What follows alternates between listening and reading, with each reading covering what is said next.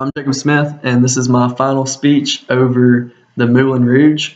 The purpose of this speech is to learn how to dissect different communication concepts within a movie. More specifically, it's to find 3 different scenes from the movie that contain communication concepts that we've discussed in class previously, and dissect those concepts and see how they affect the scenes.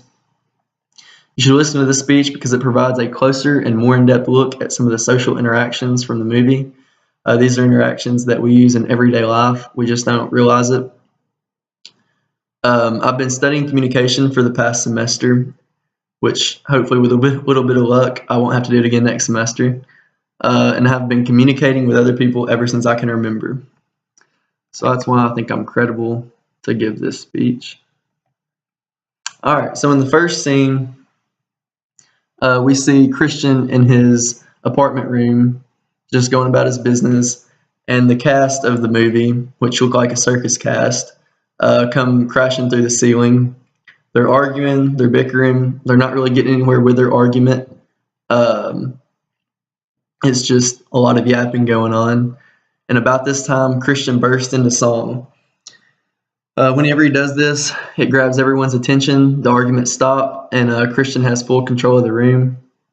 This is a form of competitive interrupting. Competitive interrupting is described as the practice of using interruptions to take control of conversation. Many debaters use this technique to get more ideas out than their competitor and to get more to make their ideas seem priority over their competitors. By doing this, Christian took full control of the room and had everyone's full attention, had control of the scene. In another scene where Christian didn't have control at all was the sex scene that came a little bit later with Satine. I guess it was a sex scene. It's hard to call it a sex scene. But in this scene, Satine and Christian are alone in Satine's room. She starts acting a fool. She's flopping around on the floor, rolling across the bed, and she keeps asking Christian to perform his poetry for her. She wants to hear his poetry. So Christian gets ready to do it, and she's surprised whenever he starts singing because she was using poetry as a euphemism. She didn't actually want to hear him rhyme. Euphemism is a vague, mild expression that symbolizes and substitutes for something that is more blunt or harsh. A lot of speakers use euphemisms in their speeches for sensitive subjects, so it doesn't so it doesn't offend their audience members when they talk about harsh things. This is often a good example of this is when somebody passed away. You don't usually say Aunt Becky has died or Aunt Becky kicked the bucket last night. You usually use passed away because it's a more sensitive way of telling somebody that, hey, your family member has died.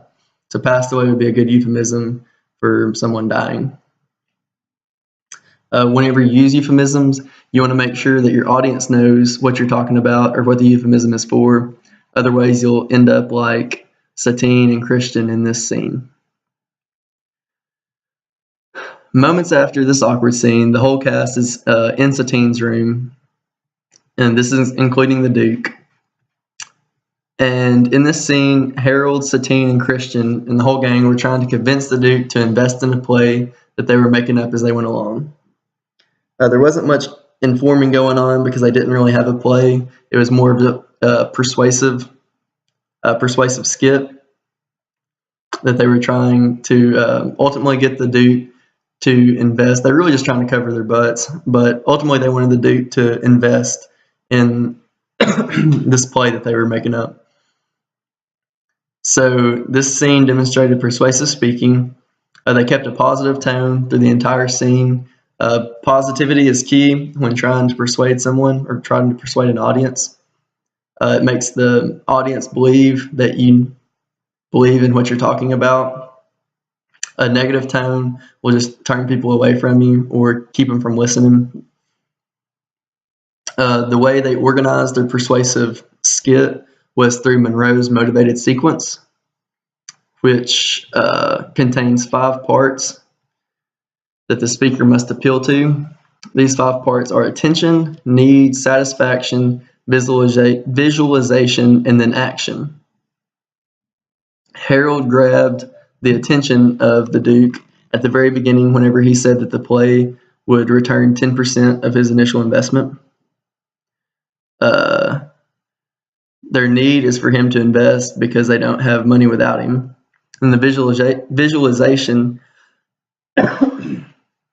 was they got him to visualize how popular the production would be by singing their song about how the audience would stop and cheer, and it would run for 50 years.